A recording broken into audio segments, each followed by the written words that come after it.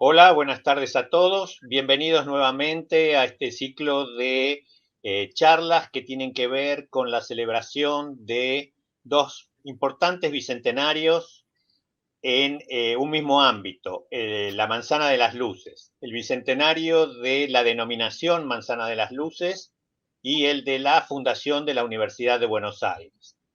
En esta tercera charla del ciclo tendremos al doctor Víctor Ramos, que justamente nos va a hablar sobre la historia de la universidad. El doctor Víctor Ramos es doctor en geología por la Universidad de Buenos Aires, institución de la que es profesor emérito, es también investigador emérito del CONICET y presidente de la Academia Nacional de Ciencias. Un poco en broma, un poco en serio, yo digo que si nos ponemos a leer el currículum del doctor Ramos, va a terminar la charla sin poder darle la palabra al doctor Ramos. Así que abreviando con estas tres presentaciones, bueno, es también miembro de la Sociedad Científica Argentina, que es una de las instituciones que organizan este ciclo, junto con el Instituto de Investigaciones Históricas de la Manzana de las Luces y con la Asociación de Benefactores del Museo Sarmiento. Así que en nombre de las tres instituciones les doy la bienvenida a todos y los dejo entonces con el doctor Víctor Ramos. Gracias, Víctor.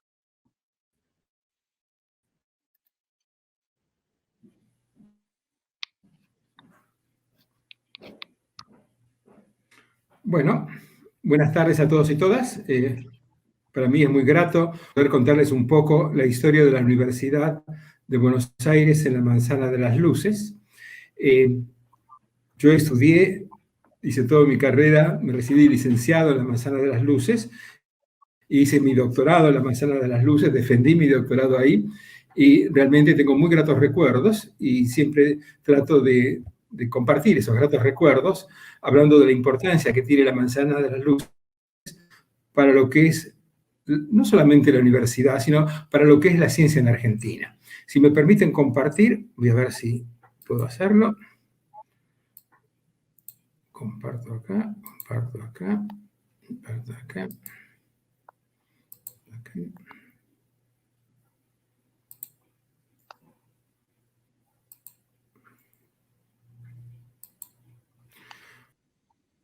Bueno, entonces, cuando hablaba de los objetivos, decía que básicamente estamos conmemorando dos bicentenarios, el de la Manzana y el de la universidad, y hablaba de la importancia que tenía, porque en esta manzana se inició la enseñanza de la medicina, el derecho, la ingeniería, la arquitectura y todas las ciencias exactas y naturales. Entonces, cuando uno empieza a rastrear para atrás esa historia tan rica que tiene la Manzana de las Luces, ve la necesidad de poner en valor estos 280 años de enseñanza universitaria. Y para ello me gustaría mostrarles por qué pienso así. Y cuando decía por qué pienso así, lo citaba al arquitecto Mario Buschiazzo, que Mario Buschiazzo fue uno de los arquitectos que más cuidó el patrimonio de Buenos Aires y diría latinoamericano, porque su accionar excede lo que es exclusivamente Buenos Aires. Y él decía que la Manzana de las Luces era un lugar emblemático en la ciudad que concentró la actividad académica durante más de 2 siglos. Él dice, palabras textuales de él, compite nuestra veneración patriótica con otros lugares simbólicos como el fuerte, aquí ven el fuerte de Buenos Aires pintado por Carlos Pellegrini en 1829. Ven otra acuarela también de Carlos Pellegrini del mismo año del Cabildo. Y como decía, compite con el fuerte y el Cabildo desde los inicios de la época colonial, como en la de los virreyes, las invasiones inglesas y los primeros años de nuestra independencia. Y aquí ustedes pueden ver cómo era la Manzana de las Luces a principios del siglo XX. A esta historia se agrega el hecho de que en esta manzana se intentó crear la Universidad de los Jesuitas en 1733, hubo un segundo intento que tuvo más éxito del virrey Vértiz en 1778 y que finalmente culminara con la Universidad de Buenos Aires. Les decía que en 1733 comenzaron los cursos superiores de filosofía en el Colegio Mayor de los Jesuitas. Y en 1745 se empezaron a dictar los primeros cursos avanzados de matemáticas por otro jesuita, que era José Quiroga. Tan auspicioso era lo que estaba ocurriendo que se pidió al rey, se solicitó licencia real en 1762 para poder emitir los títulos correspondientes de los cursos de filosofía, matemáticas y otros que se daban de teología también en esa universidad. Miren la fecha, 1762 se solicitó la licencia real y en 1767, 5 años después, son expulsados los jesuitas y nunca le contestaron el pedido de licencia real. Aquí ustedes pueden ver la Manzana de las Luces, ven el colegio grande o colegio mayor que estaba al lado de la iglesia y atrás ven la Procuraduría de las Misiones, que era básicamente un lugar donde las provisiones que venían de las misiones se almacenaban. Esta situación quedó, digamos, muy poco representada en el patrimonio de la Manzana de las Luces. Tenemos el claustro de San Ignacio, el claustro sur de lo que fue el Colegio Mayor, que todavía está perfectamente preservado, tal cual era en aquella época. Y aquí pueden ver una foto de fines del siglo XIX, ya la iglesia tiene 2 torres, a diferencia de la época jesuita. Y aquí pueden ver la entrada del Colegio de Buenos Aires, como se llamaba en aquella época, ya en periodo, digamos, después de su fundación de 1863, y lo curioso es que tenía la entrada principal muy elegante, perpendicular al atrio de la iglesia de San Ignacio. Cuando se ensanchó la calle, se cortó gran parte de esto y se hizo el edificio nuevo, que es lo que todos nosotros conocemos. Y aquí entra a jugar, digamos, el virrey Vértiz. Para mí, uno de los mejores virreyes que pasó por Buenos Aires. De todos los virreyes que tuvimos, era el único criollo, el único nacido en América, y quizá eso lo marca el progresismo, las ganas de traer todas esas instituciones a ese recientemente creado virreinato del Río de la Plata. Antes del virreinato, él había sido ya gobernador de Buenos Aires por 6 años. Estuvo 2 años ayudando al primer virrey de Buenos Aires y en 1778 lo nombran a él virrey del Río de la Plata y está como virrey básicamente, o gobernador a virrey, casi 14 años ligado al desarrollo y al progreso de la colonia en Buenos Aires. Podríamos hablar 45 minutos, casi más de 45 minutos de lo que realmente hizo el virrey Vértiz. Lo más importante que creó la Real Audiencia, la Casa de Niños Expósitos, el Tribunal Mayor, la Real Aduana, la Junta Provincial de Temporalidades, la primera imprenta de Buenos Aires y otras instituciones muy importantes. Pero de lo que hoy vamos a hablar, que intentó fundar la Universidad Carolina, llamada Carolina en homenaje a Carlos III, con el apoyo del Cabildo Eclesiástico de Buenos Aires y el Cabildo Secular. Insistió, hizo todos los esfuerzos necesarios, y finalmente, por orden real del 22 de marzo de 1778, el rey mandó que se fundase en esta capital la universidad. Interesante porque autorizaron a crear la universidad, pero dijeron, ustedes tienen que conseguir los fondos para mantenerla. Y el virrey Vértiz, que no se amilanaba de nada, dijo, bueno, se le ocurrió que podía hacer toda una serie de casas redituantes. Aquí ven estas casas redituantes. Casas redituantes eran casas de alquiler, donde el resultado de ese alquiler iba a ser usado para pagar los costos de la universidad, el sueldo de los profesores y todo lo que hiciera para el buen desarrollo de la universidad. Y fue altamente prolífico porque hizo, como ustedes pueden ver acá, un segundo piso sobre Alsina, casi 100 metros de casas redituantes sobre la calle Perú y otros casi 60 metros sobre la calle Moreno. Básicamente, todas estas casas redituantes que aún quedan testigos o quedan como testimonio del virrey Vértiz, él pensaba utilizarlas para poder pagar los costos que pueda tener la universidad. Paralelamente, antes de llegar a formalizar la creación de la universidad, en 1780 crea el protomedicato, el primer protomedicato que tenemos en el virreinato del Río de la Plata, y a partir de ahí se empieza a enseñar la medicina en 1801-1802 en Buenos Aires. El problema principal que tuvo fue que los virreyes que siguieron al virrey Vértiz no tuvieron el mismo celo, no le dieron la misma preocupación a la generación de esa universidad, o hacer la realidad esa universidad. Aquí lo vemos en la inauguración del protomedicato, este es el médico Gorman, que está hablando al virrey Vértiz y le explica los planes que tiene para ese protomedicato. El protomedicato de aquel tiempo básicamente se dedicaba a fiscalizar quiénes podían ejercer la medicina y quiénes no, y a su vez, aparte de validar los títulos, O'Gorman quería a toda costa iniciar la enseñanza de la medicina en ese protomedicato. Varias cosas ocurrieron después de Vértiz. Gran parte de las casas redituantes se convirtieron en calabozos, en las llamadas famosas cárceles de Oruro. Son 30 calabozos, de los cuales durante muchos años estuvieron presos aquellos que apresaron en la sublevación de Tupac Amaru en 1781. O sea que lo que iba a ser casas de rédito para poder solventar la universidad fue puro gasto, porque se convirtieron en cárcel para aquellos criollos sublevados en la época de Tupac Amaru en 1781. Y aquí hay una nota de color que a mí siempre me admira. Dice: a esas cárceles fue a parar el rector de la Universidad Mayor Real y Pontificia San Francisco Xavier de Chuquisaca, el doctor don Juan José Segovia, a quienes se culparon por la revuelta de 1785. Chuquisaca era una señora universidad. Realmente, si no conocen Chuquisaca, vayan, visítenla, porque es un orgullo para América contar con una universidad como Chuquisaca.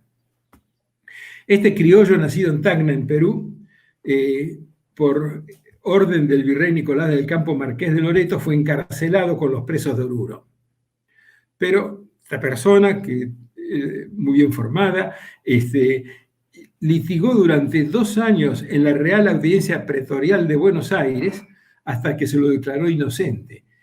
Y cosa interesante, no solamente lo declararon inocente, sino que le impusieron los costos de todo lo que le había acontecido al virrey Loreto, que tuvo que pagar las costas del juicio de su propio peculio. Las cárceles de Oruro estaban ubicadas en las primeras casas redituantes que daban sobre la calle Perú, en lo que fue posteriormente el aula magna de la Facultad de Ciencias Exactas y Naturales. Y cuando miramos los restos que quedan de esas paredes, vemos ahí los antiguos restos de las casas redituantes, vemos los antiguos restos del aula magna, vemos restos que han quedado, digamos, básicamente como únicos remanentes de todo lo que pasó en esta zona. Las primeras clases de medicina se dieron en el protomedicato, y esas clases fueron dadas por Cosme Mariano Argerich entre 1801 y 1802. Y el tribunal del protomedicato está ubicado en la Manzana de las Luces, sobre la calle Alsina, acá donde ustedes pueden ver ese recuadro rojo. Aquí están los 3 primeros profesores de medicina que tuvieron ese protomedicato. Aquí se iniciaron las clases teóricas de medicina. Aquí pueden ver el ala donde estaba desarrollada la clase de medicina. Eran las primeras teóricas de anatomía por Cosme Argerich, y Argerich también dio las primeras clases de química. Argerich era un tipo muy bien preparado, había estudiado en la Universidad de Barcelona, era doctor en ciencias, era un excelente profesor tanto de anatomía como de química. En este edificio de la Procuraduría Jesuítica entonces funcionó desde 1779 hasta 1822 el Real Tribunal del Protomedicato, y se dieron las primeras clases de medicina. Aquí está marcado el lugar donde tenía una puerta donde se daba acceso al protomedicato. La parte teórica se daba en la Manzana de las Luces. La parte práctica la daba en la zona de la residencia. Le llamaban la residencia porque había sido la residencia de los jesuitas, y estaba el colegio menor, el colegio pequeño que tenían los jesuitas, el colegio chico o colegio de Belén. Aquí ven la iglesia de San Telmo.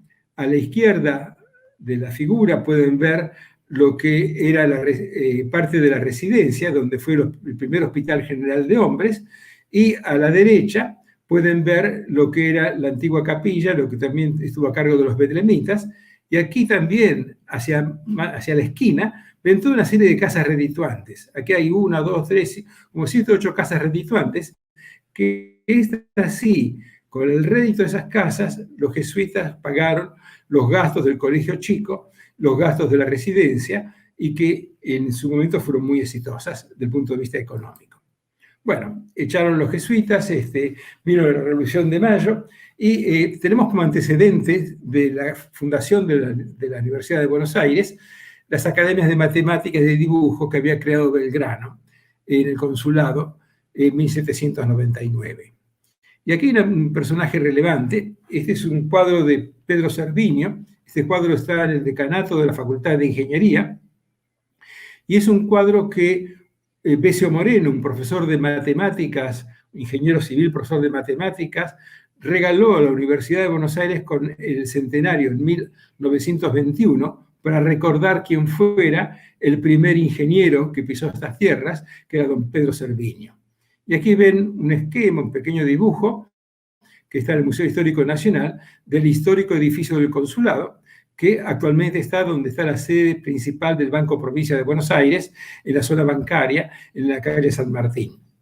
De esto no queda nada, no queda nomás que el cuadro que nos regaló Besio Moreno. En esos primeros años, cuando se crea la Academia de Matemáticas, llega acá a la Argentina, primero un coronel, un tal Felipe Centenach, ingeniero y militar catalán, muy bien preparado, que infelizmente participó de la revuelta de los españoles y en 1812 junto con Martín Álzaga, y terminó colgado en el fuerte de Buenos Aires, primero fusilado y después colgado en el fuerte de Buenos Aires junto con Martín Álzaga. Justo se había creado una academia de matemáticas después de 1810 a instancia de Belgrano. Su primer profesor era Felipe Centenach y realmente tuvo triste fin, no duró mucho esa academia. 4 años después se vuelve a crear una nueva academia y esta vez se le encargan la enseñanza de esa academia a otro español, Felipe Senillosa, que fue un revolucionario y venía exilado aquí a la Argentina en contra del rey en ese momento. Y de esa forma se convirtió en el prefecto del departamento de matemáticas, el primer profesor de matemáticas, y él formó al primer argentino que posteriormente enseñó matemáticas en Argentina, que fue Avelino Díaz. Cuando se crea en el departamento de exactas en la universidad en 1821, pasa como decano o director del departamento Felipe Senillosa y como profesor Avelino Díaz. La Academia de Dibujo, que en realidad era la Academia de Geometría, Perspectiva, Arquitectura y toda especie de dibujo, la crea en 1799 Belgrano, pero tiene que cerrarla 3 años después por orden de Carlos IV. Carlos IV dijo, esa colonia todavía no tiene necesidad de contar con una academia de ese tipo. Cuando la cierran, una década después, el padre Castañeda vuelve a crear una academia de dibujo, pero esta vez lo hace en el convento de los Recoletos. Aquí ven a la entrada a la izquierda del convento de los Recoletos lo que era parte del convento. Aquellos que no conozcan, los invito a conocer y visitar las aulas donde el padre Castañeda inició la academia de dibujo. Eran aulas muy pequeñas, había mucha gente interesada, y el cabildo finalmente le ofrece dictar la academia o las enseñanzas de dibujo en lo que es el edificio del consulado. Entonces pasan inmediatamente al edificio del consulado y durante 4 años enseñan en el edificio del consulado. En 1820 lo invitan a la academia de dibujo a pasar a la Manzana de las Luces. Y el padre Castañeda establece en el primer piso de la calle Perú 222 la academia de dibujo, la primera academia de dibujo que va a ver la Manzana de las Luces. Sin embargo, el padre Castañeda, básicamente por sus críticas y sus peleas con Rivadavia, es desterrado y por oponerse a las reformas eclesiásticas y tiene que abandonar Buenos Aires. Y cuando se va el padre Castañeda, se pierde ese espíritu y empieza a decaer esa academia de dibujo, geometría y perspectiva. En esos años, antes de la creación de la Universidad de Buenos Aires, otro antecedente muy importante es la Academia de Jurisprudencia. Se crea en 1814 y en 1815 comienza su accionar aquí, en el ala sur, el ala opuesta a lo que estaba el protomedicato, donde se daban las clases de medicina. Su primer director fue Manuel Antonio de Castro y lo tuvo como profesor y también director en parte de la Academia de Jurisprudencia al presbítero Antonio Sáenz. En este lugar, en 1815, se iniciaron las primeras clases de Derecho que se han dado aquí en Argentina. Perdón, en Buenos Aires, pues en Córdoba también existía. Y actualmente pueden ver lo que ocupaba la Academia de Jurisprudencia, que son en la planta baja de lo que queda todavía de la antigua Procuraduría de las Misiones.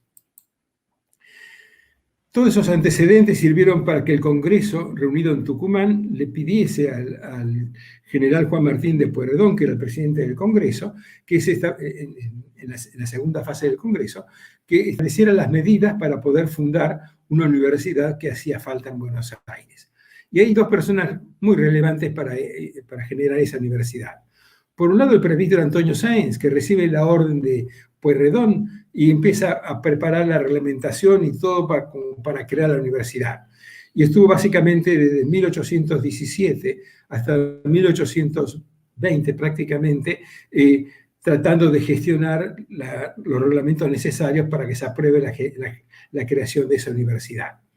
Pero llega Bernardino Rivadavia de Europa y a los pocos meses de llegar, o sea, llega creo en junio y en agosto ya empuja como jefe de gabinete, primer secretario general de Martín de Pueyrredón, genera la fundación de la universidad. Y todos recordamos el acto fundacional que ocurre en la iglesia de San Ignacio, un acto que ocurrió el 12 de agosto de 1821, que estuvo celebrando días pasados esos 200 años de la creación de la Universidad de Buenos Aires. El edicto que hizo Rivadavia para crear la Universidad de Buenos Aires fue muy bien acogido por la prensa y por la ciudad de Buenos Aires, y el 1 de septiembre de 1821, en el Argos de Buenos Aires, por primera vez formalmente se utiliza la palabra manzana de las luces. Y básicamente lo que dice el Argos es, todas las instituciones que estaban ahí, el colegio de Buenos Aires, ahora la universidad, y otras instituciones, la biblioteca pública, 5, 6, 7 instituciones que están en la manzana de las luces, llevaron a darle ese nombre, diciendo el lugar donde está la luz de Buenos Aires.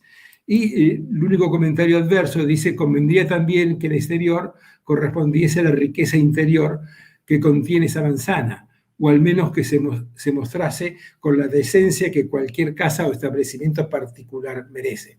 Porque realmente el estado era desastroso en 1821, porque había sido el lugar donde había estado los cuarteles, había sido el lugar donde se hizo, después de las invasiones inglesas, se estableció el regimiento de patricias. Era básicamente un lugar donde era más cuartel que enseñanza. El gobierno nombra a los primeros profesores, está Juan Fernández. Juan Fernández fue una persona altamente meritoria, médico y prefecto del primer departamento de medicina. Después tiene toda su carrera dentro de la Facultad de Medicina. Altamente meritorio, es una persona que lean lo que hizo y es realmente muy, muy importante. Y está otro gran sabio que es Aimé Bonpland. Y Aimé Bonpland fue nombrado para dictar materia médica. En aquel tiempo materia médica era la farmacología, y como la farmacología era con plantas, buscaban un botánico que dictase la materia médica. Y lo nombraron básicamente por edicto de Rivadavia, y llegaron las impugnaciones. Dijeron, ¿cómo van a hacer nombrar profesores sin llamar a concurso? Era una vieja costumbre española que los cargos de enseñanza se ocupasen, los cargos directivos se ocupasen a través de un concurso. Como no hubo concurso, lo impugnaron y nunca pudo llegar a ser profesor. Él ni siquiera se molestó en desimpugnarse. Las autoridades dijeron, señores, el primer libro de materia médica importante escrito en Francia hace 4 años agradece a Aimé Bonpland que le mandó gran parte de la aplicabilidad médica de gran parte de las plantas que están en materia médica, o sea, está dedicado a él el primer libro y ustedes acá dicen que no tienen mérito para hacerlo.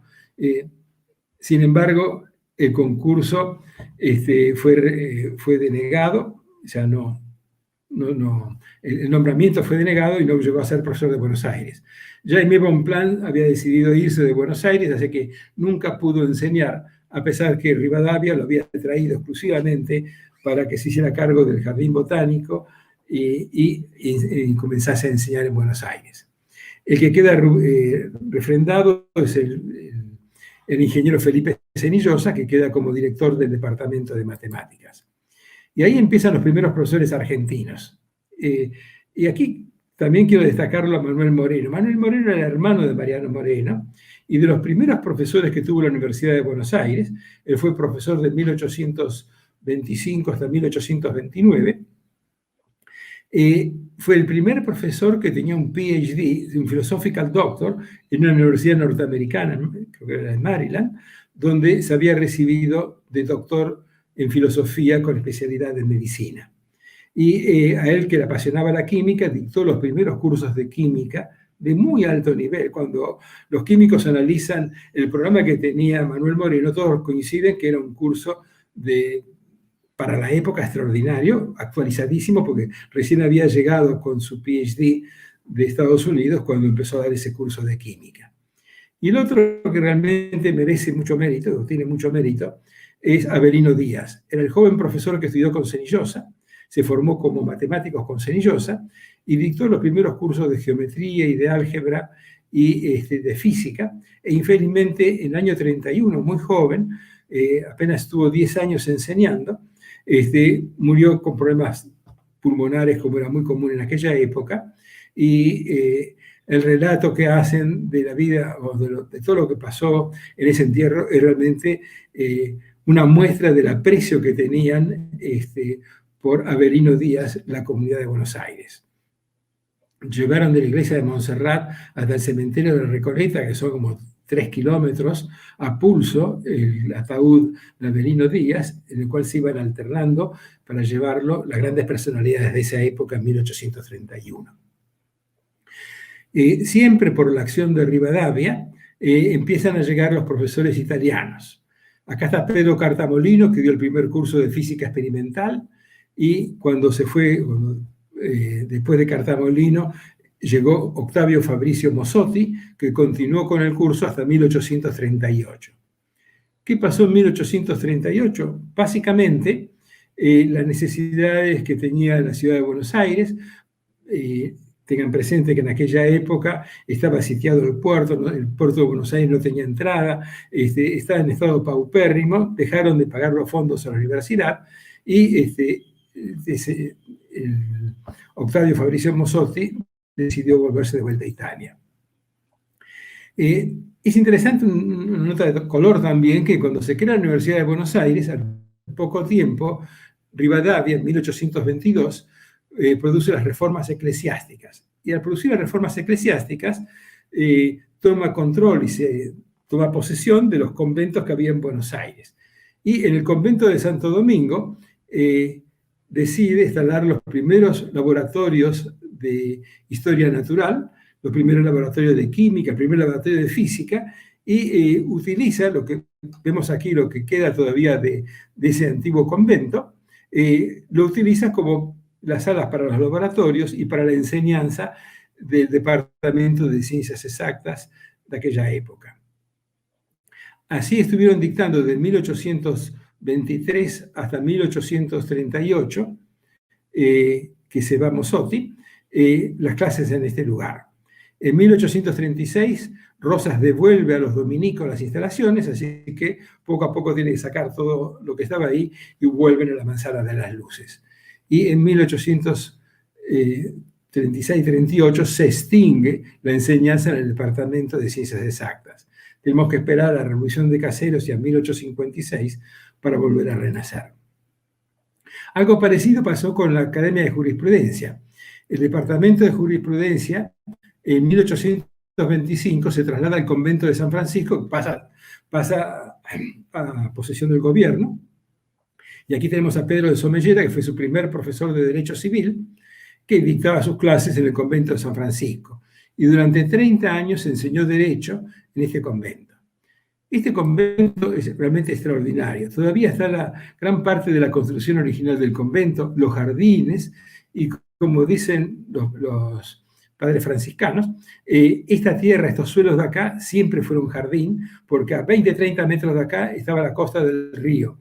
Y esto siempre estuvo sin edificación alguna y se mantiene tal cual fue en su época. Aquí vemos una foto de fines del siglo XIX, donde había estado el Departamento de Jurisprudencia. Esta es una foto actual, y si ustedes prestan atención, aquí ven unas sillas fraileros que todavía se preservan en el convento de San Francisco, recordando el pasaje que tuvo en esa época la Academia de Jurisprudencia.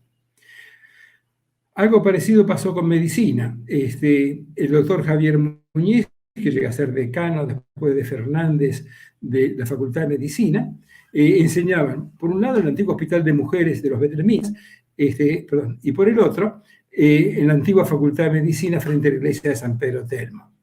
Se recuerda que habíamos mencionado que los betlemitas tenían aquí su hospital de los betlemitas, que cuando se fueron los jesuitas, los betlemitas se hicieron cargo. En este lugar, en esta residencia, después de la creación del Departamento de Medicina, hacían las prácticas médicas. O sea que se convirtió básicamente en el lugar de prácticas del Departamento de Medicina a partir de la fundación de la Universidad de Buenos Aires. Realmente todo eso se fue extinguiendo lentamente y tenemos que esperar que llegase un gran rector, que fue el rector Juan María Gutiérrez, a refundar, yo diría, a reorganizar la Universidad de Buenos Aires. Ya casi se había extinguido las ciencias exactas, las únicas que se mantenían en su dictado era la medicina y el derecho, fueron las dos únicas que con el costo que los estudiantes tenían que pagar el sueldo de los profesores, pudieron subsistir. La Academia de Ciencias Exactas no pudo subsistir porque no había cantidad suficiente de alumnos para cubrir esos costos, y tenemos que esperar realmente que llegara Juan María Gutiérrez como rector de la universidad para volver a generar una universidad de excelencia como la que tuvo en sus manos el rector Juan María Gutiérrez. Lo primero que se preocupa Gutiérrez es cumplir con lo que decía el Argos de Buenos Aires, darle una fachada realmente acorde con la importancia de la casa. Nunca se llegó a terminar así, pero en líneas generales el frente es el que tenemos en nuestros días. Y él trajo 3 profesores, un matemático, un ingeniero que iba a dictar matemáticas aplicadas, como le llamaban a la ingeniería en aquel entonces, y a un doctor en ciencias naturales que iba a dictar la geología. El matemático era Speluzzi, el ingeniero era Rossetti, y el naturalista era Pellegrino Strobel. Lo interesante es que cuando dice Juan María Gutiérrez que hay que crear un nuevo departamento de exacta, dice, para poder enseñar 4 cosas que son fundamentales. Por un lado, la ingeniería, con los agrimensores correspondientes. Por otro lado, que se enseña astronomía, y decía astronomía porque en aquel tiempo los astrónomos, al no existir el GPS, eran los únicos que podían deslindar los campos. Y como Juan María Gutiérrez trabajó en el departamento topográfico, tuvo muchos años trabajando ahí, haciendo mapas, sabía la importancia que tenían los astrónomos, decía, tenía que venir un astrónomo para que enseñar el arte de la agrimensura y medición de campos. Y el tercero dijo que necesitamos un geólogo que enseñe geología, porque Juan María Gutiérrez venía básicamente de Chile, y cuando estuvo en Chile se dio cuenta de la importancia y la movilización de recursos que producía la minería en Chile, y decía que si nosotros tenemos la mitad de los Andes, tenemos que tener geólogos que puedan producir la explotación minera de nuestros recursos. Así, aquí tenemos los 3 profesores. Speluzzi y Rossetti enseñaron casi por 20 años sus respectivas materias. Strobel tuvo que ser reemplazado porque tuvo problemas familiares y tuvo que regresar después a Italia. Speluzzi cumplió con el diseño de empezar no solamente a dictar las clases de matemáticas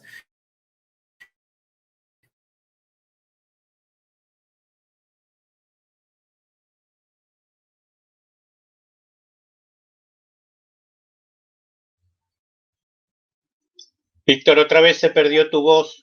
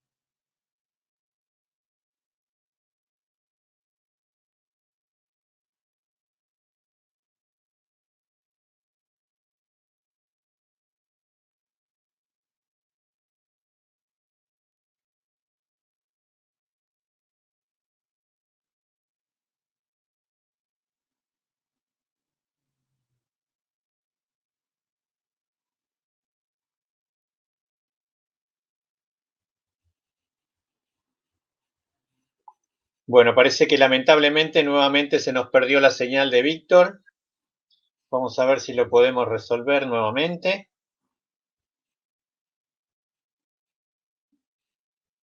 Justo cuando estábamos entusiasmadísimos, porque viene toda la época del renacimiento de la Universidad de Buenos Aires.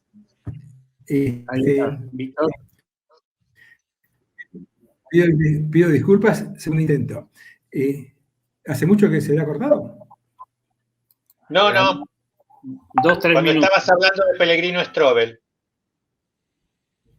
Ok.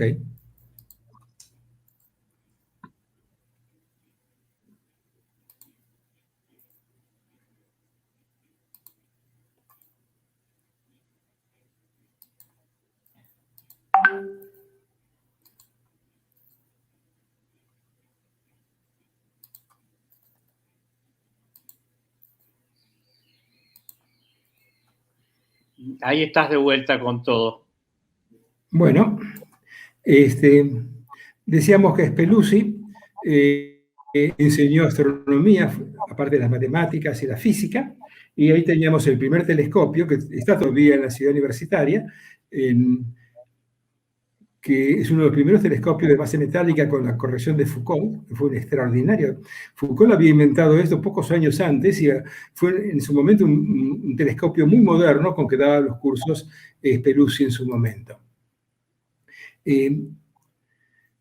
Rossetti se encargó de la enseñanza de la ingeniería, era profesor de matemáticas aplicadas, como decían en su momento, y como profesor de matemáticas aplicadas fue básicamente responsable de los cursos aplicados de ingeniería civil, mecánica y muchos más, que durante 20 años los dictó él.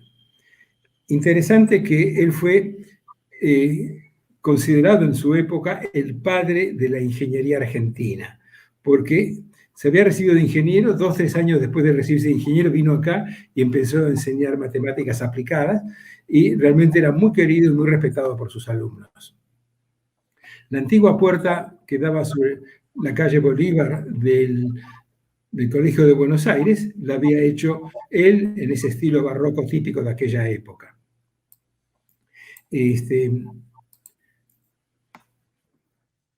A su vez, él se preocupó de tener un equipamiento para hacer el gabinete de física. Caben toda una serie de instrumentos que todavía se preservan en el Museo de la Facultad de Ciencias Exactas y Naturales. Esto había sido traído por pedido de Speluzzi y de Rossetti para montar el laboratorio del gabinete de física que estuvo en su momento en el convento, que había estado antes en el convento de Santo Domingo, pero el remozado estuvo ya instalado en la Manzana de las Luces. Pellegrino Strobel también pidió tener un gabinete de historia natural, y aquí ven el gabinete de historia natural que montó Strobel, con cosas traídas, compradas en París, donde tenía toda una excelente colección de los primeros fósiles que estaban para la enseñanza. Esto fue traído en 1866, o sea, un año después de llegar acá ya estaba todo eso comprado. Ven la calidad de los fósiles comprados, piezas originales de museo únicas en su momento, que eran las que se usaban para la enseñanza de historia natural y de geología en particular. Aquí un paréntesis, me gustaría decir que en aquella época la calidad de una universidad se medía básicamente por la calidad de sus gabinetes. Por eso es tan importante tener un buen gabinete de física, un buen gabinete de historia natural y un buen gabinete de química. De ahí la preocupación que ellos tuvieron. Ese gabinete de historia natural todavía se preserva intacto. Si ustedes entran por la calle Perú 222, acá tienen ustedes la entrada principal, entran por la calle Perú, al fondo del pasillo a la derecha, aquí en este rincón, estaba el gabinete de historia natural. Lo que les mostré anteriormente, esta parte de acá, esto estaba ubicado exactamente en esta posición. Aparte de estar el aula para la enseñanza de la historia natural, tenía la parte del gabinete y estaba en una pequeña salita que era la sala del profesor. Entonces, ahí estuvo Strobel, ahí estuvo Ramorino, que sucedió a Strobel, ahí estuvo Eduardo Aguirre. O sea, es un lugar realmente histórico en lo que hace a la enseñanza de la geología. También hay que destacar que, como buen naturalista, se interesó también por la antropología. Y en su primer viaje de campo encuentra y describe por primera vez las famosas cuevas que aparecen en San Luis. Acá ven una réplica de ella, bueno, de la gruta de Intihuasi. Él estudia la gruta de Intihuasi y encuentra oggetti de la pedra de Redigate, que son piedras pulidas que indican la presencia del hombre. Y publica en el año 1867 lo que se considera el primer estudio arqueológico de la Argentina. Poco tiempo atrás los arqueólogos festejaron el 150 aniversario del primer trabajo arqueológico en la Argentina, y de ellos como investigadores. Aquí vemos a Gabriel de Mortillet, que era un amigo de Strobel, que le facilitó la publicación de sus observaciones. Y aquí ven la gruta de Intihuasi, y aquí un dibujo hecho por Strobel de esa gruta. Si ustedes ven la gruta y ven el dibujo, es realmente una reconstrucción muy buena, y eso lo hizo textualmente los primeros días de el día 7 de enero de 1866. Y se puede decir que fue el primer estudio arqueológico realizado en la Argentina. También fue, entonces, es decir, que la Manzana de las Luces fue también la cuna de la arqueología argentina. Y en particular, uno de los objetivos principales que tenía Juan María Gutiérrez era generar ingenieros. Y aquí tenemos al primer ingeniero egresado del Departamento de Exactas, el famoso Luis Huergo, que fue una persona realmente extraordinaria. Fue el primer decano de la facultad, fue fundador de la Sociedad Científica Argentina, fue el presidente del primer Congreso Científico Internacional, hizo de todo Huergo, fue realmente una persona tremendamente positiva, que siempre me gusta contar la historia del primer puerto de Buenos Aires. Él hizo el puerto del Riachuelo, y cuando hizo el puerto del Riachuelo vio que era insuficiente, hizo el primer proyecto, el famoso puerto del ingeniero Huergo, que era un puerto de dársenas, donde había entrada independiente a cada dársena a través de un canal de acceso. Sin embargo, el puerto que se construyó fue el proyecto de Madero. Madero no era un ingeniero, Madero era un comerciante que había conseguido financiación de Inglaterra, y a través de esa financiación se hizo el puerto Madero en vez del puerto de Huergo. ¿Qué pasó? Que ese puerto Madero costó una barbaridad, se anegó rápidamente, no dio solución a nada, y a los 15, 20 años de haber sido construido, ya no pudo ser utilizado. Y tuvieron que volver al proyecto original de Huergo, el puerto nuevo, que conocemos actualmente, que fue diseñado básicamente por el ingeniero Huergo. Y una anécdota que a mí me encanta, que fue en 1914, fue un congreso internacional de ingeniería en Estados Unidos, ahí fue Huergo, y la presentación de Huergo fue el proyecto de Puerto de Buenos Aires, porque todo el mundo se mofaba de ese congreso de ingeniería, de que hicieron un puerto que duró más que 15, 20 años porque fue negado, fue pésimamente mal hecho. Y el ingeniero Huergo presentó ese trabajo para decir, primero, los ingenieros que hicieron ese puerto eran ingleses. Segundo, esos ingenieros ingleses ni se molestaron en venir a Buenos Aires. Lo diseñaron desde Inglaterra y mandaron los planos para acá. no tenían la menor idea cómo funcionaba el Río de la Plata, la cantidad de materiales que traía, etcétera, etcétera. Nuestro puerto, el actual puerto que vamos a construir ahora, es un puerto que fue diseñado por un ingeniero argentino con colaboración de otros ingenieros argentinos, y nada tiene que ver la ingeniería argentina con un puerto hecho por esos ingleses. Dice la historia que lo aplaudieron de pie a Huergo, porque aparte Huergo había hecho el secundario y había estado viviendo muchos años en Estados Unidos y hablaba correcto inglés. De ahí viene el apodo de Bull, de toro que tenía, porque arremetía contra todo. Así que realmente no solamente hizo eso, se hizo cargo del petróleo en Comodoro Rivadavia, quiso lograr el autoabastecimiento, infelizmente se murió antes que pudiera haber logrado todo eso. Y como decían de él, no solamente ha sido el primer ingeniero argentino en orden cronológico, sino también por sus virtudes y su labor profesional. Y aquí están los compañeros de Huergo, que siempre se habla de los 12 apóstoles, pero básicamente de los 12 estudiantes que iniciaron la carrera de ingeniería, de los compañeros originales de Huergo, solamente 10 terminaron los estudios, incluido Huergo. Pero fueron tipos muy importantes, o sea, cada uno de ellos marcó un hito dentro de la historia de la ingeniería y la historia de Buenos Aires, se puede decir. Cada uno de ellos, ya a partir de la tesis, piensen que se recibieron en 1870, y en 1870 y 1871 fueron dos tremendas pandemias que sufrió Buenos Aires. Se murieron casi 14.000 personas en esa pandemia, y la preocupación de estos primeros ingenieros fue, uno, establecer un sistema de aguacorrientes, el otro, establecer un sistema de cloacas, el otro, establecer un sistema que permitiese un abastecimiento de agua potable a toda la ciudad. Y cada uno de ellos se preocupó realmente de un problema acuciante para Buenos Aires. Y realmente esos primeros ingenieros marcaron, digamos, como egresados, una gran preocupación por el desarrollo de la ingeniería y su aplicación a la comunidad para el progreso de la comunidad. Así que realmente esos ingenieros son un ejemplo a seguir, diría yo, aún en nuestros días. Estos ingenieros juraron acá arriba. Acá ven la entrada por Perú 222, arriba de Perú 222 hay unas ventanas del primer piso. Esas ventanas del primer piso era el salón de grados. Aquí en 1870 juraron los primeros egresados, esos 10 apóstoles que les mencionaba anteriormente, y todavía permanece intacta ese salón de grados, y un poco desguazado porque en ese salón de grados cortaron una parte de la esquina. El salón de grados se salvó de la construcción de la ochava, y la cátedra en la cual se tenían que sentar o defender la tesis, esta cátedra que viene de principios de 1870, actualmente la encontramos en el Salón de Actos de la Facultad de Derecho.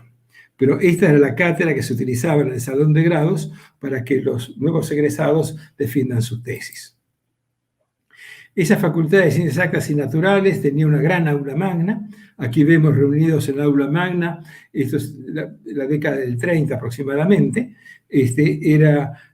Toda esa aula magna era un salón enorme que daba sobre la calle Perú, tenía estas gradas que ustedes ven acá, y esta aula magna reúne una historia impresionante. O sea, de las primeras clases que dio Albert Einstein cuando vino a Buenos Aires, dio 9 clases o 9 conferencias en esta aula magna. Casi Enrico Fermi, otro premio Nobel, también dio conferencias en este lugar. Marconi también dio conferencias en este lugar. Básicamente, una playa de grandes maestros del principios del siglo XX que pasaron por esta aula magna a dar testimonio de su conocimiento, y fue un lugar donde, por excelencia, se reunía la intelectualidad argentina de la ciencia en aquellas épocas. En esa facultad estuvo la Escuela de Ingeniería. Vemos las salas de máquinas que tenía en la planta baja. Aquí tenemos el nuevo edificio que se había construido a partir de 1810, inaugurado en 1822. Aquí vemos la estatua de Huergo, el primer ingeniero que coronaba la parte central del piso. En estos gabinetes, tanto como el de dibujo, esta es una foto de 1900, una foto de principios del siglo XX. Pueden ver la cantidad de máquinas, talleres y laboratorios que se que se desarrollaron en la Escuela de Ingeniería. Aquí la ven en la Escuela de Ingeniería en todo su esplendor, con la visión más directa del ingeniero Huergo.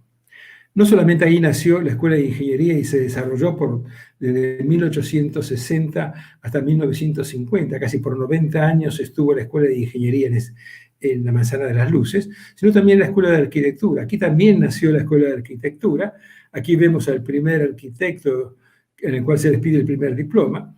Este lo hizo por equivalencia, porque había estudiado en Alemania, era el arquitecto Bunge.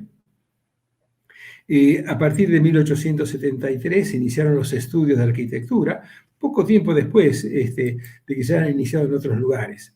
Aquí vemos la planta baja de la Manzana de Luces sobre la calle Moreno, donde estaban las aulas de arquitectura. Esta es la famosa y tan mentada Siberia, era el aula del tercer piso, que se entraba por Perú 276, y una escalera llegaba hasta el último piso. Era un techo no antiguo, un techo de chapa, que no tenía calefacción alguna, y la llamaban Siberia porque se pasaban un invierno con fríos espectaculares en esta aula, que no tenía ningún tipo de calefacción y era de construcción bastante endeble. A cualquier arquitecto que le hable le mencionan la Siberia y se emociona hasta las lágrimas, porque era un lugar realmente muy paradigmático de lo que fue la enseñanza de la arquitectura. Aquí ven el primer ingeniero civil que se dedicó a la arquitectura, el primer arquitecto, Juan Antonio Busquiazo, que recibe el diploma de arquitecto, y sí estudió en la Manzana de las Luces y se recibió en la Manzana de las Luces. Y lo hizo pocos días después, le entregaron el diploma después de Bunge, y los dos fueron los padres de la Sociedad Argentina de Arquitectos, fueron los padres de la arquitectura argentina, y con innumerables obras que realizaron, han dejado por todo Buenos Aires testimonio de lo que habían aprendido en su momento. La Facultad de Arquitectura se fundó como facultad, dejó de ser Escuela de Arquitectura y se convirtió en facultad en 1948. Y a partir de 1957 empieza a mudarse, hasta que en 1976 se va finalmente de la Manzana de las Luces. Me gustaría mencionar algo también que tiene tremenda historia, porque aquí ven cómo era la distribución de la universidad a principios del siglo XX. Esta esquina, el doctorado en Química y Ciencias Naturales, básicamente la esquina de Perú y Alsina, lo único que ha permanecido en pie hasta nuestros días, el antiguo edificio de la Procuraduría que estaba desarrollándose acá. Todo lo que era la Facultad de Ciencias Exactas y Naturales de la Escuela de Ingeniería fue absolutamente demolido en la playa de estacionamiento. Y lo que es la Escuela de Arquitectura, lo que fue la Escuela de Arquitectura en su momento, queda todavía bastante bien preservado. Y entre ellos, lo que fue la Sala de Representantes. Esta Sala de Representantes es emblemática porque la hizo construir Rivadavia en 1923 al arquitecto Próspero Catelán, y se hizo rememorando lo que era una sala muy importante que está en París, que influyó en el diseño de este hemiciclo, donde están las autoridades y el pueblo detrás de la tribuna, la tribuna para el acceso público. Esto fue Sala de Representantes, después fue Congreso de Buenos Aires, y cuando se unifica el país y se crea el Congreso Nacional, ya no alcanzaba para todos los diputados, así que en 1860 se mudan a lo que es el antiguo Congreso en Plaza de Mayo. Y recién, muchos años después, a principios del siglo XX, se mudan al edificio actual del Congreso. Entonces, cuando dejan libre esto, la Sala de Representantes pasa a ser Consejo Deliberante. Fue Congreso de la Provincia de Buenos Aires hasta 1891, que cuando se crea nacionaliza la ciudad de Buenos Aires, pasa a La Plata, y entonces se convierte esto en el Consejo Deliberante. El Consejo Deliberante estuvo aquí hasta el año 1931, que se mudó al actual Consejo Deliberante. E inmediatamente después, esto se convirtió en el aula magna primero de la Escuela de Arquitectura y después de la Facultad de Arquitectura. Y les recomiendo que miren bien esta foto, porque es una de las únicas fotografías que se ha podido encontrar de cómo era el aula magna de arquitectura. ustedes ven que mantenía la estructura de hemiciclos, era muy amplia, había desaparecido parte de la parte para el público, pero tenía dimensiones bastante importantes, y esto fue después remodelado, como ustedes ven acá, después de irse a la Universidad de la Manzana de las Luces y ver el estado actual que tiene esa remodelación. Pero básicamente es una sala llena de historia, porque empezó como sala de representantes, fue sala donde juró el Rivadavia como presidente, fue el Congreso primero nacional, después provincial de Buenos Aires, después fue Consejo Deliberante, fue Aula Magna, y actualmente es un testimonio de toda la historia que tuvo y que pasó por estos lugares. La Escuela de Química tiene una historia tan larga como la de Química, que se inicia con Puigari, que en 1855 gana el concurso de primer profesor de Química, y durante 30 años enseña Química.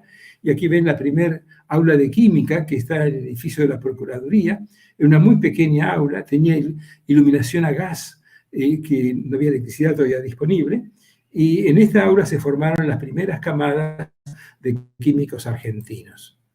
En estas aulas enseñó Atanasio Quiroga, fue el primer profesor de química inorgánica y química analítica. Aquí lo vemos a Quiroga en las aulas de química, es una foto de 1900, otra foto de la misma época con el profesor Pedro Arata, que era profesor de química orgánica. Ellos dos se puede decir que son los padres de la moderna química, cuando se crea el doctorado en química, que a partir del cual empiezan a aparecer los primeros egresados en química. Esa facultad de química tuvo un esplendor extraordinario. Ahí estudiaron 2 premios Nobel. Leloir, que si bien es médico, por recomendación de usted dijo, no, las químicas van a hacer a la Manzana de las Luces, y ahí hizo los 2 o 3 cursos de química, aprendió, como decía él mismo, la química dura la aprendí en la Manzana de las Luces, con Deleufoux y otros. Y Rolando García, en 1958, lo nombra director del Instituto de Investigaciones Bioquímicas.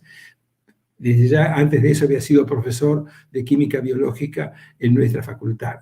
Y otro que sí, egresó como químico, estudió como químico y hizo el doctorado en química, el 100% de sus tareas, de su educación y su formación académica en la Manzana de las Luces, fue César Milstein. El premio Nobel se lo dieron cuando sus estudios en Cambridge, pero su buena base académica y su base de conocimientos químicos los obtuvo en la Manzana de las Luces. De esos laboratorios de fines del siglo XIX, principios del XX, aquí ven el laboratorio de química analítica, solo queda estas paredes desnudas, que son el mudo testigo de la existencia de esos laboratorios. Pero todavía se mantiene exactamente los lugares donde se desarrollaron los diferentes laboratorios de la química. También una palabra aparte merece la geología dentro de las ciencias naturales, por el doctorado de ciencias naturales. Aquí tenemos el primer profesor argentino de geología, que empezó a enseñar en 1878 geología. Y aquí tenemos otro profesor de geología, que además de ser profesor de geología, Aguirre había estudiado la Manzana de las Luces, Hermite estudió en Francia, es el primer profesor graduado con el título de ingeniero de minas en la Escuela Superior de Minas de París, y el mérito de él es que fue uno de los primeros profesores en enseñar geología del petróleo, y fue el que dirigió, supervisó a través de la Dirección de Minas el pozo descubridor de petróleo de 1907 en Comodoro Rivadavia, y los estudios que llevaron al pozo descubridor de petróleo en Neuquén en 1917. O sea, diría 2 pilares de la geología que marcaron el inicio de más de 100 años de enseñanza en la Manzana de las Luces de las ciencias geológicas. La botánica y la zoología también tienen su mérito, porque tuvieron a Carlos Ver como primer profesor de ciencias naturales.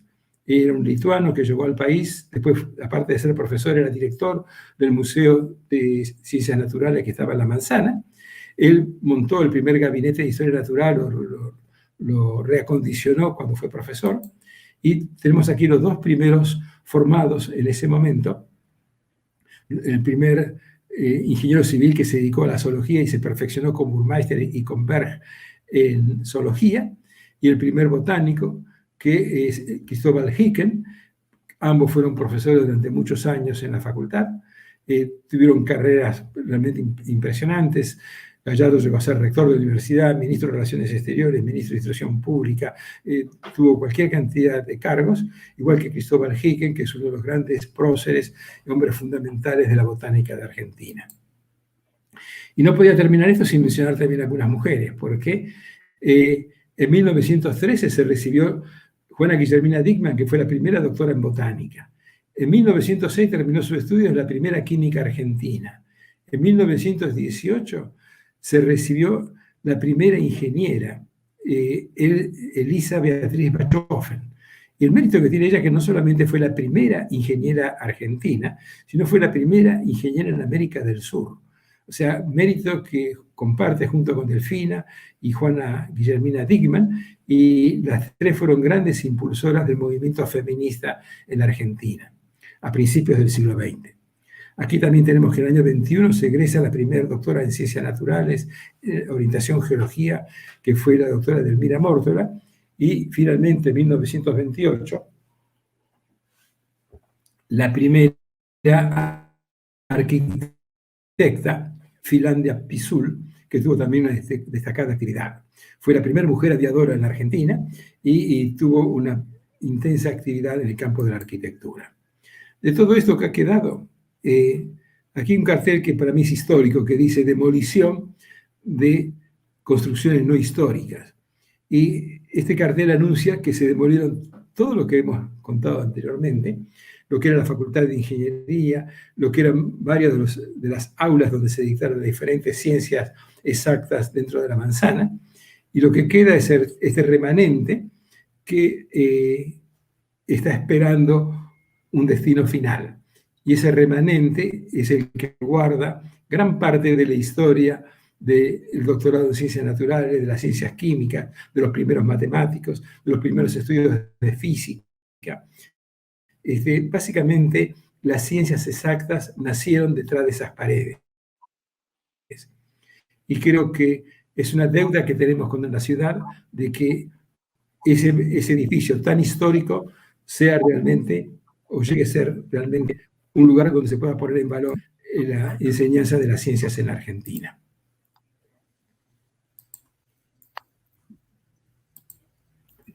Eso era básicamente lo que quería contarles. Lamento mucho que haya sido un poco accidentada la charla, pero bueno, se hizo lo que se pudo. Muchísimas gracias, Víctor. Sí, más allá de los accidentes que por suerte pudieron ser superados, extraordinaria la reseña, súper extensa, súper completa, súper ilustrada, como es costumbre en tus charlas. Y la verdad que un poco tomando las conclusiones tuyas, ha sido una pena que tanto la Universidad de Buenos Aires como la ciudad de Buenos Aires hayan de alguna manera abandonado la Manzana de las Luces en el 2013, cuando se disuelve la Comisión Nacional de la Manzana de las Luces, pero sin duda que la universidad tiene que hacer todo lo posible por tener una presencia permanente nuevamente en la manzana para recordar que fue la institución que más tiempo estuvo en ella. Sí, yo siempre destaco que los jesuitas estuvieron en este sector de 1731 hasta 1767, a gatas un poco más de 30 años. La unidad de Buenos Aires estuvo de 1821 hasta 1971. Son básicamente 150 años donde nacieron básicamente todas las ciencias argentinas en ese lugar. Sin duda. No sé, Enrique, si te parece, podemos ver si hay alguna pregunta, algún comentario. Sí, tenemos un muy buen comentario de Karina Balisi que dice: charla absolutamente nutritiva, contribuirá enormemente a las visitas a la Manzana de las Luces. Bien, gracias, Karina. Y la charla realmente excelente, muy... Bueno, la verdad es impresionante. ¿la conozco, Karina? Sí, Perdón, Víctor, bueno, ¿qué decías? No, que la conozco a Karina, he hecho parte de sus paseos por la manzana y la felicito porque es una persona muy preocupada para mantener la historia y tratar de difundirla. Y hago votos para que pronto Karina pueda volver a hacer esas excelentes paseos por el interior de la manzana, mostrando toda la historia que ha quedado detrás de esas paredes. Y ha sido extraordinario, Víctor. Muchísimas gracias. La verdad que tu presentación ha sido de lujo y impresionante la cantidad de informaciones que nos has presentado. Pregunta Silvia Braslaski, ¿de cuándo es el cartel de demolición? Y felicitaciones, Víctor. Ese cartel se puso aproximadamente a principios del 70-71 y fue el cartel que supervisó, digamos, o estuvo presente durante la demolición de la Facultad de Ingeniería. Ese cartel fue el testimonio de que hubo un grupo de personas que consideró no históricos esos edificios que venían sido...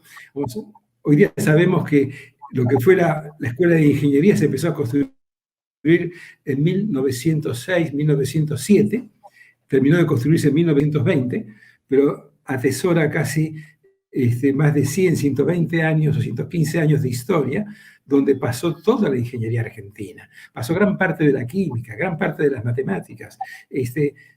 Realmente es una herida abierta, a cielo abierto, diría yo, de lo que fue el inicio y toda la escuela que desarrollaron esos primeros 12 apóstoles. Así que le agradezco mucho a Silvia que me haya permitido comentar sobre esto, porque realmente es muy importante recuperar la memoria de donde trabajaron, estudiaron, los laboratorios que visitaron, esos primeros 12 ingenieros, y que tiene que ser un testimonio para las futuras generaciones la puesta en valor de ese edificio.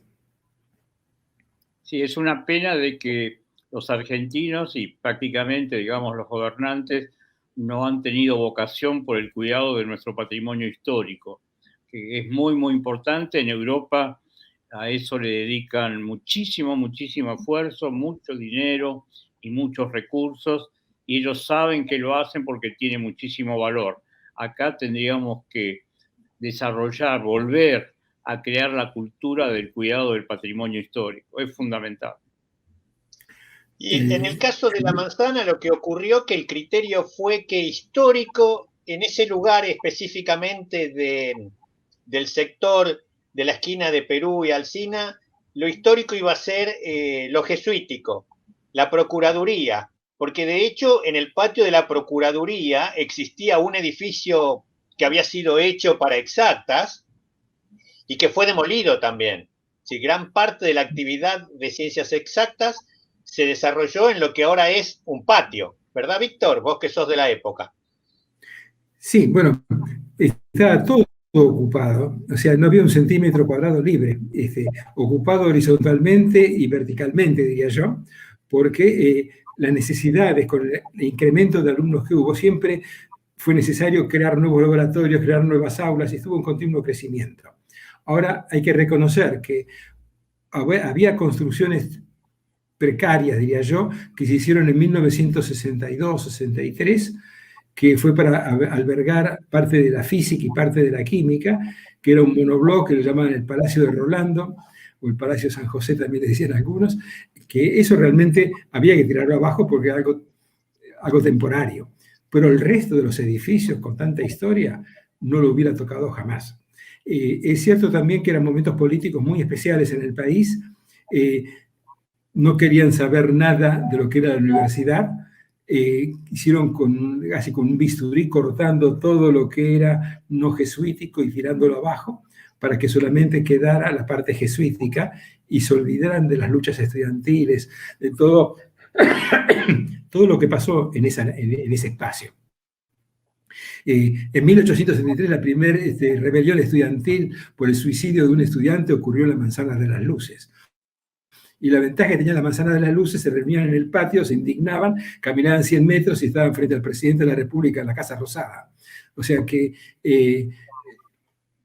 hay historias como esa muchísimas, del movimiento 13 de diciembre, que fue el primer movimiento estudiantil que luchó por los derechos de los estudiantes, y fueron tan exitosos que echaron a los profesores, cambiaron el plan de estudios y cambiaron la forma de dar examen.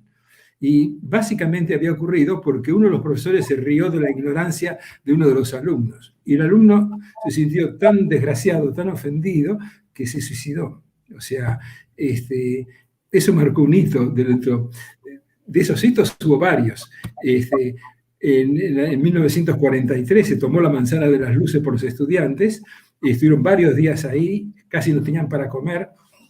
Los vecinos les llevaban comida, la subían en baldes con sogas para darle de comer a la gente que estaba adentro, y lo ocuparon hasta que fueron desalojados por la policía.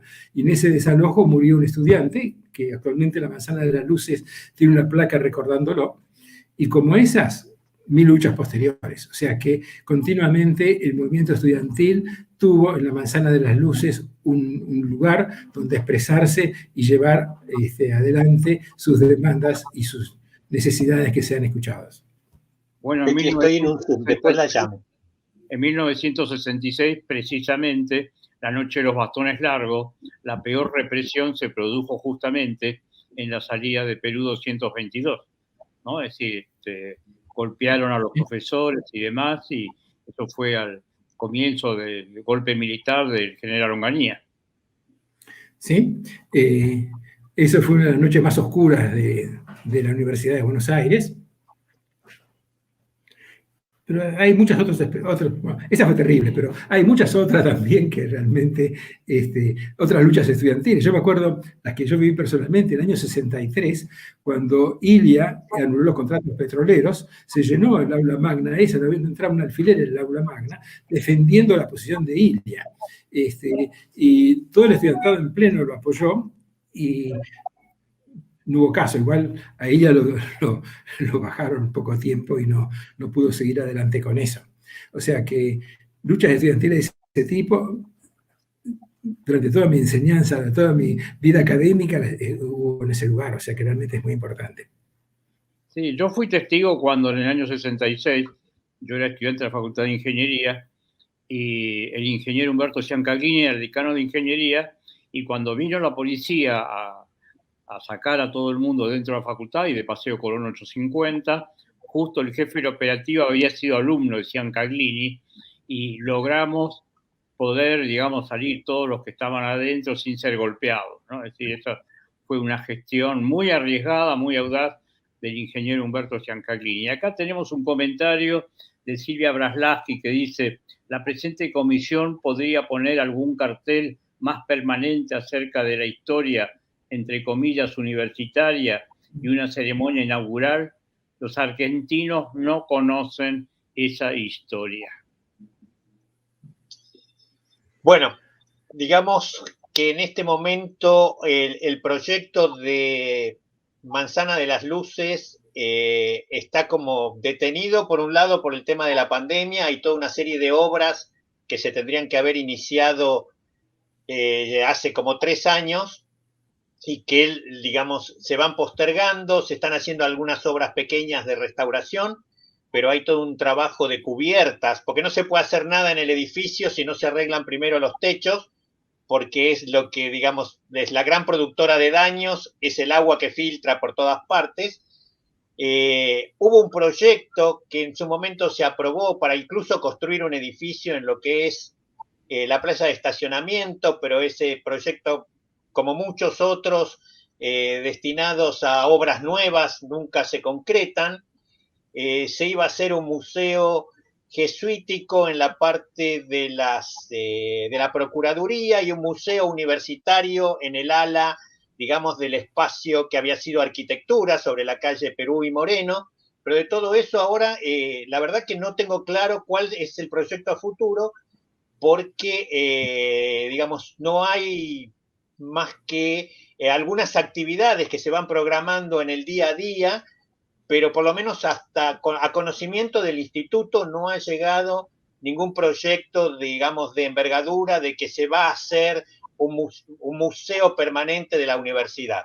De eso no tengo absolutamente ninguna noticia, más allá de que coincido con ustedes que sería lo deseable que la universidad mantenga su memoria en el lugar donde nació, porque digamos, no es cualquier lugar, es el lugar donde nació y donde estuvo, como decía Víctor, por casi 2 siglos. Bueno, muy bien. Hay que seguir trabajando. Así es. Bueno, les agradezco mucho a Víctor por la charla magnífica que nos diste, a Enrique por todo el apoyo técnico y bueno, esta ha sido la tercera charla y la última de las que estaban programadas. Es muy probable que en el futuro programemos alguna más porque hay muchos temas todavía para tratar con respecto a la manzana, toda su historia jesuítica que solamente hemos mencionado de a tramos, toda la parte histórica del virreinato y por supuesto toda una parte de historia de instituciones civiles y de gobierno, digamos, que estuvieron en la manzana y de las cuales hemos hecho referencias esporádicas, pero que también merecen ser citadas en detalle. Es decir, yo creo que hay toda una parte que ni los porteños ni los provincianos conocen bien, y es que la ciudad de La Plata funcionó durante muchísimo tiempo en la Manzana de las Luces, porque la provincia tenía como capital a la ciudad de Buenos Aires, y hasta que la ciudad de Buenos Aires pasa a ser capital de la nación argentina, era capital de la provincia, y recién cuando se capitaliza como nación se funda la capital nueva para la provincia en La Plata, y las instituciones se desplazan desde la Manzana de las Luces y desde la manzana que está al lado, frente por la calle Moreno, donde estaba la Casa de Gobierno de la provincia, y se trasladan a La Plata. Así que es una manzana con una historia infinita que seguiremos tratando de contarles en sucesivas conferencias. Así que bueno, muchísimas gracias. Vuelvo a agradecer a las instituciones, a la Sociedad Científica Argentina, a la Asociación de Benefactores del Museo Sarmiento y al Instituto de Investigaciones Históricas de la Manzana de las Luces. Y los saludo y no sé si Enrique querés agregar algo. No, simplemente agradecerte mucho por la organización de estas 3 charlas que fueron muy, muy buenas, y al doctor Víctor Ramos por la excelente presentación del día de hoy, y a Karina, Silvia y las demás personas que nos han acompañado durante la charla de hoy por sus comentarios que han sido muy, muy útiles. Muchísimas gracias a todos de mi parte. Bueno, hasta luego entonces.